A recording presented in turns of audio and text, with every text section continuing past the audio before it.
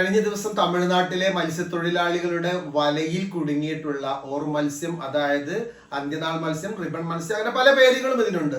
ആ ഒരു മത്സ്യത്തിന്റെ വീഡിയോ ആണ് ഇപ്പൊ നമ്മൾ കണ്ടുകൊണ്ടിരിക്കുന്നത്. ഇത് കിട്ടിയതിന് ശേഷം തമിഴ്നാട്ടിലെ മത്സ്യത്തൊഴിലാളികൾ നല്ലൊരു ആശങ്ക അവർക്കുണ്ട്. എന്താ കാരണം എന്നറിയോ? ഇതൊരു ദുരന്തത്തിന്റെ സൂചനയാണോ എന്നൊരു ഭയം അവർക്കുള്ളിൽ വന്നതായിട്ടുള്ള റിപ്പോർട്ടുണ്ട്. അതിന് കാരണം എന്തെന്ന് വെച്ചിട്ടുണ്ടെങ്കിൽ, ഈ ഒരു ഓർ മത്സ്യം സാധാരണ രീതിയിൽ കടലിന്റെ ആഴങ്ങളിൽ, അതായത് 200 മീറ്റർ മുതൽ 1000 മീറ്റർ വരെയുള്ള ആഴങ്ങളിലാണ് ഇതിന്റെ വാസസ്ഥലം എന്ന് പറയുന്നത്. അപ്പൊ അത് ഇങ്ങനെയുള്ള ഈ മത്സ്യത്തൊഴിലാളികൾ മത്സ്യം പിടിക്കുന്ന സമയത്ത് വലയിൽ കുടുങ്ങണമെങ്കിൽ കടലിന്റെ അടിത്തട്ടിൽ കാര്യമായിട്ട് എന്തെങ്കിലും പ്രകമ്പനങ്ങളോ മറ്റോ സംഭവിച്ചിട്ടാണ് അതിനെ പുറന്തള്ളുക. അങ്ങനെയുള്ള സമയത്ത് മാത്രമാണ് ഇവ വലയിൽ കുടുങ്ങുക അല്ലെങ്കിൽ കരയിലേക്ക് അടുക്കുക എന്നാണ് പറയുന്നത്. പിന്നെ ജപ്പാനിലൊക്കെ ഭൂകമ്പം ഉണ്ടാകുന്നതിന് മുന്നേ അല്ലെങ്കിൽ സുനാമി ഉണ്ടാകുന്നതിന് മുന്നേ ഒക്കെ ഈ രീതിയിലുള്ള ഓർ മത്സ്യങ്ങൾ കരയിൽ അടിയുകയും അതുപോലെ തന്നെ മത്സ്യത്തൊഴിലാളികളുടെ വലയിൽ കുടുങ്ങുകയും ചെയ്തിട്ടുണ്ട് എന്നുള്ള റിപ്പോർട്ട് മുന്നേ ഉണ്ടായിട്ടുണ്ട്. ഇപ്പൊ ഈ ഒരു വാർത്ത വന്നപ്പോഴും അതിനെക്കുറിച്ച് നമ്മൾ സെർച്ച് ചെയ്തപ്പോൾ കാണുന്നുണ്ട്. അതുപോലെ തന്നെ മെക്സിക്കോയിലും ഭൂകമ്പം അതുപോലെ തന്നെ സുനാമി ഉണ്ടായ സമയത്തും ഈ ഓർ മത്സ്യം കരയിലേക്ക് അടുത്ത് വന്നിരുന്നു. അങ്ങനെ അവിടെയും മത്സ്യത്തൊഴിലാളികളുടെ വലയിൽ ഇങ്ങനെയുള്ള ഈ ഓർ മത്സ്യം, അതായത് അന്ത്യനാൾ മത്സ്യം എന്നൊക്കെ ഇതിന് പറയുന്നത്, ഇത് കുടുങ്ങിയിട്ടുണ്ട് എന്ന് പറഞ്ഞിരുന്നു. അപ്പൊ അതിന്റെ അടിസ്ഥാനത്തിലാണ് അവരിങ്ങനെ ഒരു നിഗമനം വെച്ചിട്ടുള്ളത്, എന്തെങ്കിലും ഒരു ദുരന്തത്തിന്റെ സൂചനയാണോ ഈ ഓർ മത്സ്യം കുടുങ്ങിയിട്ടുള്ളത് എന്നുള്ളത്. സാധാരണ രീതിയിൽ ഒരു 30 അടിയോളം വരെ 30 അടി വരെ ഈ നീളം വെക്കുന്ന ഒരു മത്സ്യമാണ് ഈ ഓർ മത്സ്യം എന്നുള്ളത്. ഇത് നേരത്തെ പറഞ്ഞതുപോലെ തന്നെ 200 മീറ്റർ മുതൽ 1000 മീറ്റർ വരെ ആഴങ്ങളിലാണ്, കടലിന്റെ ആഴങ്ങളിലാണ് ഇവ വസിക്കുന്നത്. അപ്പൊ ആ മത്സ്യം ഇങ്ങനെ ഇവരുടെ വലയിൽ കുടുങ്ങിയിട്ട് കണ്ടോ, നമ്മൾ ഈ വീഡിയോ കാണുമ്പോൾ തന്നെ നമുക്ക് മനസ്സിലാകുന്നുണ്ട്. നല്ല നീളത്തില് ഒരു റിബൺ പോലെ നല്ല മനോഹരമായിട്ട് അവർ കരങ്ങളിലേക്ക് അതിനെ പിടിച്ചിട്ടുണ്ട്. അപ്പൊ എന്താണെങ്കിലും ഇങ്ങനെ സൂചനകൾ, അതായത് എന്തെങ്കിലും ദുരന്തത്തിന്റെ സൂചനയാണ് ഈ രീതിയിലുള്ള കടലിന്റെ അടിത്തട്ടിലുള്ള ജീവികൾ, പ്രത്യേകിച്ച് ഇങ്ങനെയുള്ള മത്സ്യങ്ങളൊക്കെ ഇവരുടെ ഈ മത്സ്യത്തൊഴിലാളികളുടെ വലയിൽ കുടുങ്ങുകയോ അതല്ലെങ്കിൽ കരയിലേക്ക് അടിയുകയോ ചെയ്യുമ്പോൾ സാധാരണ സംഭവിക്കാറ് എന്നുള്ളൊരു വിശ്വാസമുണ്ട്. പ്രത്യേകിച്ച് ജപ്പാനിലെ ഇതിഹാസങ്ങളിലും അതുപോലെ തന്നെ നാടോടി കഥകളിലൊക്കെ ഇതിനെക്കുറിച്ച് വിശ്വസിച്ചു പോരുന്ന ഒരുപാട് ആളുകളുണ്ട് എന്ന് പറയുന്നത്. എന്ന് പറഞ്ഞാൽ അതങ്ങനെ സംഭവിക്കാൻ സാധ്യതയുണ്ട്, സംഭവിക്കും എന്ന് തന്നെയാണ് അവരുടെ ആ ഇതിഹാസങ്ങളിലും നാടോടി കഥകളിലൊക്കെ പറഞ്ഞു വരുന്നത്. ഭൂകമ്പത്തിന് മുന്നോടിയായിട്ട് അതല്ലെങ്കിൽ ഇതുപോലെ സുനാമിക്ക് മുന്നോടിയായിട്ടൊക്കെ കടലിന്റെ ആഴങ്ങളിൽ അടിത്തട്ടിലൊക്കെ ഇതുപോലെ പ്രകമ്പനങ്ങൾ സംഭവിച്ചിട്ട് അവിടെയുള്ള ജീവികളൊക്കെ കരയിലേക്ക് അടുക്കുന്നു, പിന്നീട് അത് സുനാമിയായി രൂപപ്പെടുന്നു എന്നൊക്കെ അങ്ങനെ അവരുടെ ഈ ഒരു എന്താ പറയുക ഇതിഹാസങ്ങളിൽ നാടോടി കഥകളിലൊക്കെ പറഞ്ഞു വരുന്നുണ്ട്. നമ്മുടെ ഇവിടെ ഒന്നും അങ്ങനെ ഒരു വിശ്വാസമില്ല. ഇടക്കിടക്ക് സുനാമി ഉണ്ടാകുന്ന ഭൂകമ്പങ്ങൾ ഉണ്ടാകുന്ന ഏരിയ ആണല്ലോ നമ്മുടെ ഈ ജപ്പാനൊക്കെ. അപ്പൊ ഒരു പക്ഷെ അവരെന്തെങ്കിലും ഒരു അടയാളമായിട്ടായിരിക്കാം ഇതിനെ പറയുന്നത്. എന്നാൽ ശാസ്ത്രലോകം ഇത് തള്ളിക്കളഞ്ഞിട്ടുണ്ട്. ഇങ്ങനെ ഈ പറഞ്ഞ രീതിയിൽ ഇങ്ങനെ സുനാമിക്ക് മുന്നോടിയായിട്ടാണ് ഇങ്ങനെ ഈ ഓർ മത്സ്യം അല്ലെങ്കിൽ അന്ത്യനാൾ മത്സ്യം വലയിൽ കുടുങ്ങുക, കരയിലേക്ക് അടുക്കുക എന്നുള്ളത് ശാസ്ത്രീയമായിട്ടുള്ള തെളിവുകളോ കാര്യങ്ങളോ ഒന്നുമല്ല.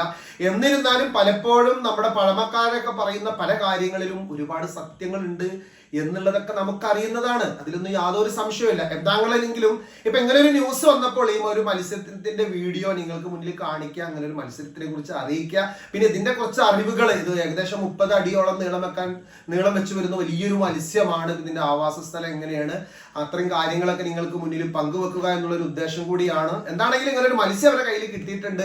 അതിന്റെ വീഡിയോ അവർ തന്നെയാണ് പുറം ലോകത്തേക്ക് ഇത് എത്തിച്ചിട്ടുള്ളതാണ് ഇപ്പൊ നമ്മൾ ഈ കണ്ടുകൊണ്ടിരിക്കുന്നതും.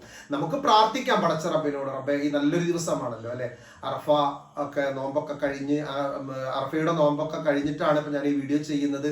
എന്താണെങ്കിലും ഒരുപാട് ഹാജിമാർ ആ പുണ്യഭൂമിയിൽ മനമുരുകി റബ്ബിനോട് പ്രാർത്ഥിച്ചു കൊണ്ടിരിക്കുകയാണ്. അപ്പൊ ആ സമയത്ത് നമുക്കും അവരോട് കൂടെ ആ ഒരു പ്രാർത്ഥനയിൽ പങ്കുചേരാം.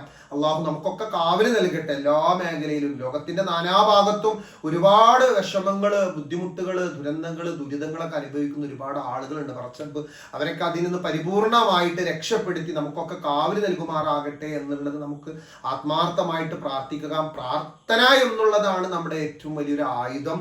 അള്ളാഹു സ്വീകരിക്കുമാറാകട്ടെ. പിന്നെ നമ്മളൊക്കെ നമ്മുടെ ജീവിതത്തിൽ വന്നു പോകുന്ന ഓരോ വിഷമങ്ങള്, കാര്യങ്ങള്, പിഴവുകള് എല്ലാം ഉണ്ട്. പടച്ച റബ്ബിനോട് മാപ്പ് ചോദിക്കുക, കാവലിന് ചോദിക്കുക. അതല്ലാതെ നമുക്ക് മുന്നിൽ മറ്റു മാർഗങ്ങളൊന്നുമില്ല. ഇപ്പൊ ഹാജിമാരൊക്കെ അവിടുന്ന് പിന്നെ അറഫ സംഗമൊക്കെ കഴിഞ്ഞിട്ട് അവിടെ കല്ലേറ് നടത്തിക്കൊണ്ടിരിക്കുകയാണ് അല്ലെ. പിശാചിനെ കല്ലെറിയുക എന്നുള്ളൊരു ദൗത്യമാണ് അവിടെ നടത്തിക്കൊണ്ടിരിക്കുന്നത്. സത്യത്തില് നമ്മൾ ഈ പിശാചിനെ കല്ലെറിയുക എന്ന് പറഞ്ഞിട്ട് നമ്മൾ പലപ്പോഴും കാണാറുണ്ട്. ഈ പിന്നെ അറഫ സംഗമൊക്കെ കഴിഞ്ഞിട്ട് ഹാജിമാരില് പല ആളുകളും അതൊരു പിന്നെ എന്താ പറയാ ബാറ്റിലേക്ക് എറിയുന്നത് പോലെ ചാടി മറിഞ്ഞിട്ടൊക്കെ എറിയുക. ചില ആളുകളൊക്കെ പിന്നെ വാശി തീർക്കാൻ വേണ്ടിയിട്ട് ഇങ്ങനെ ജംറകളിൽ ഇങ്ങനെ കല്ലെറിഞ്ഞുകൊണ്ടിരിക്കും പല രീതിയിൽ.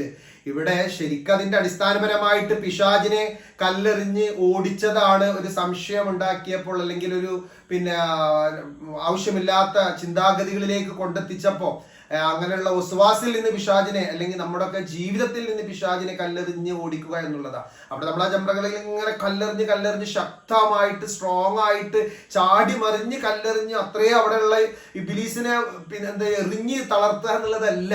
പിന്നെ നമ്മളവിടെ ഒരു മനസ്സിലാക്കേണ്ട ഒരു കാര്യം, നമ്മുടെയൊക്കെ ജീവിതത്തിൽ നമുക്ക് ഒരുപാട് മോശമായ അവസ്ഥയിലേക്ക് നമ്മളെ ചിന്തകൾ കൊണ്ടുപോകുമ്പോൾ, അല്ലെങ്കിൽ നമ്മൾ ആ ഒരു മൈൻഡിലേക്ക് നമ്മുടെ മനസ്സ് അല്ലെങ്കിൽ നമ്മുടെ ചിന്ത പോകുമ്പോൾ, അല്ലെങ്കിൽ നമ്മൾ വേണ്ടാത്ത കാര്യങ്ങളിലേക്ക് നടന്നു പോകുമ്പോൾ, അടുത്തു പോകുമ്പോൾ, ചിന്തിക്കുമ്പോൾ, അപ്പൊ നമ്മൾ എന്ത് ചെയ്യണം? നമ്മൾ പിശാചിനെ കല്ലെടുത്തെറിഞ്ഞ് ഓടിപ്പിക്കേണ്ടതുണ്ട്. അപ്പൊ എല്ലാ നല്ല സൽക്കർമ്മങ്ങള്, അതായത് ഒരുപാട് അറഫ പോലുള്ള വലിയ ഹജ്ജിന്റെ ഏറ്റവും പ്രധാനപ്പെട്ട കർമ്മമൊക്കെ കഴിഞ്ഞതിന് ശേഷം പരിപൂർണമായിട്ട് നമ്മളൊരു എന്താ പറയാ ഒരു ഹജ്ജ് പരിപൂർണമായി നിർവഹിച്ചു കഴിഞ്ഞാൽ ഒരു തെറ്റും ചെയ്യാത്തൊരു കുഞ്ഞിനെ പോലെയാണ് അള്ളാഹു ഹജ്ജ് സ്വീകരിച്ചാൽ എന്നൊക്കെ പറയും. അപ്പൊ അതുകൊണ്ട് തന്നെ നമ്മൾ ആ കല്ലെറിയുക എന്നുള്ളത് ശരിക്ക് നമ്മുടെ മനസ്സിലേക്ക്, അതായത് നമ്മുടെ ഉള്ളിലേക്ക് വരുന്ന പിശാചിന്റെ അല്ലെങ്കിൽ നെഗറ്റീവ് ആയിട്ടുള്ള ചിന്തകളെ കല്ലെറിഞ്ഞുകൊണ്ട് ഇനിയുള്ള ജീവിതത്തിൽ ഒരു പിശാചിന് യാതൊരു സ്ഥാനവും നമ്മുടെ ജീവിതത്തിൽ കൊടുക്കരുത്, അല്ലെങ്കിൽ കൊടുക്കാൻ പാടില്ല എന്നുള്ള ഒരു ഉറച്ച വിശ്വാസം, ഒരു മനക്കരുത്താണ് അതിൽ നിന്നെല്ലാം നമ്മൾ നേടിയെടുക്കേണ്ടത്. പലപ്പോഴും പല സമയങ്ങളിൽ ആ കല്ലെറിയുന്ന രംഗങ്ങളെ കണ്ടാൽ നമുക്കത് ചിരി വരും, ചാടി മറിഞ്ഞ് ബാറ്റ് ചെയ്യുന്ന പോലെയൊക്കെ. എന്തോ ഒരു ദേഷ്യം തീർക്കാൻ വേണ്ടിയിട്ടാണ്. ഒരു പക്ഷെ പിശാചിനോട് അത്രയും ദേഷ്യം ഉള്ളത് കൊണ്ടായിരിക്കാം. പക്ഷെ നമ്മൾ മനസ്സിലാക്കേണ്ട ഒരു കാര്യം, ആ അവസാനമായിട്ട് ആ കല്ലുകളൊക്കെ എറിഞ്ഞ് നമ്മൾ അതിൽ നിന്നൊക്കെ മുടിയൊക്കെ പിന്നെ വെട്ടിയിട്ടൊക്കെ പിരിയുന്ന സമയം, നമുക്ക് ഇനി ജീവിതത്തിൽ പടച്ച റബ്ബേ ഹജ്ജ് സ്വീകരിച്ചുകൊണ്ട് എനിക്ക് പരിപൂർണമായി നിന്റെ തൃപ്തിയിൽ ജീവിക്കുവാനുള്ള, നിന്റെ റഹ്മത്തില്, നിന്റെ കാരുണ്യത്തിന്റെ വഴിപ്പെട്ടുകൊണ്ട് ജീവിക്കുവാനുള്ള ഒരു മനസ്സ് തരണേ. പിശാചിന്റെ ഏതൊരവസ്ഥ വരുമ്പോഴും ആ പിശാച് എന്നിൽ നിന്ന് ഓടണം, ഒരിക്കലും പിശാചിനിലേക്ക് അടുക്കരുത്. അങ്ങനത്തെ ഒരു മനക്കരുത്താണ് അതിൽ നിന്നെല്ലാം നേടിയെടുക്കേണ്ടത്. ആ എറിയ അത് ശരിക്കും നമ്മള് ആ കല്ലെറിയുന്നത് നമ്മളിലേക്ക് വരുന്ന ആ ഒരു പിശാചിന്റെ അല്ലെങ്കിൽ നെഗറ്റീവ് ആയിട്ടുള്ള ഇബ്ലീസിന്റെ ആ ചിന്തയെ എറിഞ്ഞോടിക്കുക എന്നുള്ളതാണ്. തുടർന്നുള്ള കാലങ്ങളിലെല്ലാം ഹജ്ജ് അള്ളാഹു സ്വീകരിച്ചതിന് ശേഷം പരിപൂർണമായി ആ ഒരു ഈമാനോടുകൂടി ഇഖ്ലാസോടുകൂടി ജീവിക്കാൻ അവർക്ക് അള്ളാഹു തൗഫീക്ക് പ്രദാനം ചെയ്യുമാറാകട്ടെ. അതുപോലെ തന്നെ നമുക്കും നമ്മുടെ ജീവിതത്തിൽ ഇനി ഹജ്ജും ഉംറയും ഒക്കെ ചെയ്യാൻ അള്ളാഹു തൗഫീക്ക് പ്രദാനം ചെയ്യുമാറാകട്ടെ എന്നുള്ളത് ആത്മാർത്ഥമായിട്ട് പ്രാർത്ഥിക്കുന്നു. എല്ലാവർക്കും ഒത്തിരി സ്നേഹത്തോടു കൂടി ബലിപെരുന്നാൾ ആശംസകൾ എൻ്റെയും എൻ്റെ പ്രിയപ്പെട്ട കുടുംബത്തിൻ്റെ എല്ലാവരുടെയും. നിങ്ങളെല്ലാവരും ദുആകളിൽ പരസ്പരം ഉൾപ്പെടുത്തണം, എല്ലാവരും ദുആ ചെയ്യണമെന്ന് ഒരിക്കൽ കൂടി ഓർമ്മപ്പെടുത്തുന്നു. ദുആയാണ് നമ്മുടെ ഏറ്റവും വലിയ ആയുധം. ഏത് പ്രതിസന്ധിയെയും നമുക്ക് ആയുധം കൊണ്ട് വെട്ടി ഒഴിവാക്കാൻ പറ്റും. അതുപോലെ തന്നെ ദുആ എന്നുള്ളത് മനുഷ്യന്റെ ഏറ്റവും വലിയ ആയുധമാണ്. ഏത് പ്രതിസന്ധികളെയും ഒഴിവാക്കുവാൻ, വെട്ടി ഒഴിവാക്കാൻ, മാറ്റി നിർത്തുവാൻ, നമുക്ക് നമ്മുടെ മുന്നിലുള്ള ഒരു പാത തുറക്കുവാനൊക്കെ. അപ്പൊ ആ രീതിയിൽ പരസ്പരം നമുക്കും നമ്മുടെ കുടുംബങ്ങൾക്കും സ്നേഹിതന്മാർക്കും കൂട്ടുകുടുംബം അയൽവാസികൾക്കും എല്ലാവർക്കും ശാന്തിക്കും സമാധാനത്തിനും റബ്ബിന്റെ റഹ്മത്തിന്റെ കാരുണ്യത്തിന്റെ തൃപ്തിക്ക് വേണ്ടി നമ്മളെപ്പോഴും പരസ്പരം ദുആ ചെയ്തുകൊണ്ടിരിക്കണം. ഞാൻ എനിക്ക് സ്വന്തമായിട്ട് ദുആ ചെയ്യുന്നതിന് പകരം ഞാൻ മറ്റുള്ളവർക്ക് വേണ്ടി എല്ലാം എൻ്റെ ദുആ ഉൾപ്പെടുത്തി ഞാൻ ദുആ ചെയ്യുന്നുവെങ്കിൽ തീർച്ചയായിട്ടും പടച്ച റബ്ബ് അവരുടെ കാര്യങ്ങളൊക്കെ നിർവഹിക്കുന്നതിന് മുന്നേ എൻ്റെ കാര്യം നിർവഹിച്ചു തരുന്നുള്ളത്. പിന്നെ എന്താ നമുക്ക് നഷ്ടമുള്ളത്? പിന്നെ നമ്മൾ കൈക്കോട്ടിന്റെ പോലെ എനിക്ക് എന്ന് പറയണ്ടല്ലോ. ഞങ്ങൾക്ക് എല്ലാവർക്കും പടച്ചവനെ എല്ലാ കാര്യത്തിലും റഹ്മത്ത്, ബർക്കത്ത്, സന്തോഷം, സമാധാനം കൊണ്ട് ഞങ്ങളുടെ കൂട്ടുകുടുംബങ്ങളിലൊക്കെ ഉള്ളവരുടെ ഒരുപാട് രോഗികളുണ്ട്, ബുദ്ധിമുട്ടുള്ളവരുണ്ട്. അവർക്കൊക്കെ എല്ലാവർക്കും പരിപൂർണ്ണ ഷിഫാ, ആശ്വാസം നൽകണേ റബ്ബേ എന്നുള്ളത് എപ്പോഴും പ്രാർത്ഥിക്കുക. എല്ലാ കാര്യത്തിലും നമ്മൾ മുന്നെയാണ് ദുആ ചെയ്യേണ്ടത്. എല്ലാം കഴിഞ്ഞതിന് ശേഷം രണ്ട് കൈകൾ ഉയർത്തി പടച്ചവനെ ഇനി വേറെ രക്ഷയൊന്നുമില്ല എന്ന് പറയുമ്പോൾ അതൊരു സുഖമുള്ള പരിപാടിയല്ലല്ലോ. എന്താണെങ്കിലും മാഷാ അല്ലാഹ് നല്ലൊരു പെരുന്നാളിന്റെ ഒരു സുദിനമാണ് ഹജ്ജ് പെരുന്നാൾ.